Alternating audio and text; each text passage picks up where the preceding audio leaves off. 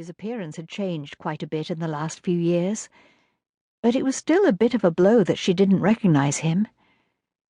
He swallowed and forced a smile. "I'm Alex, your brother." She gasped. "Oh, my goodness! Alex! I'm so sorry. You've grown so much, and with that uniform I didn't recognize you. Please come in." She stepped back and pulled the door open wider. There was no going back now. He lifted his bag and stepped inside. "Thank you." He looked around the large entryway. "Is Mother home?" "Yes, she's upstairs. I'll go and tell her you're here." She turned to leave, but he reached for her arm. "Is your stepfather here?" Some unexplained emotion flashed in her eyes, then quickly faded. "No, he's at the club. He won't be home until this evening." Alex released the breath he had been holding and nodded. "Please, have a seat in the parlor." She motioned toward the open doorway to the left.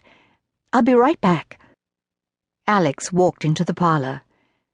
Should he put his bag down? Perhaps that would make his mother think he expected her to invite him to stay.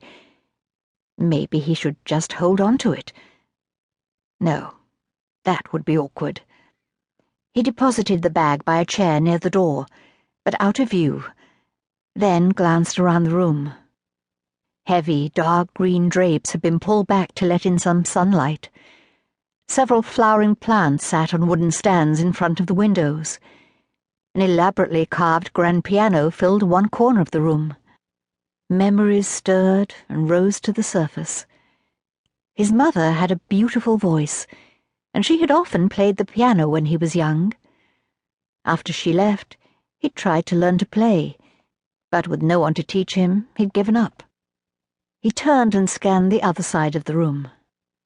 Bookshelves lined the wall on both sides of the fireplace, and chairs and sofas were grouped together in the center of the room. A large landscape of the English countryside hung over the fireplace. It was an attractive room, yet there was a stiffness and formality about it that made Alex uncomfortable. He crossed to take a closer look at the photographs lining the fireplace mantel. His mother and stepfather's wedding portrait sat on the far left, then 2 photographs of Lindy, and finally one of Lindy, his mother, and Roger Tremont. He clenched his jaw and glanced at the bookshelves, and then the end tables. There were no photographs of him, though his grandparents had taken him to a photographer twice and sent those portraits to his mother. It shouldn't hurt so much after all these years, but it did. "Alex!" His mother swept into the room wearing a silky blue dressing gown, followed by Lindy.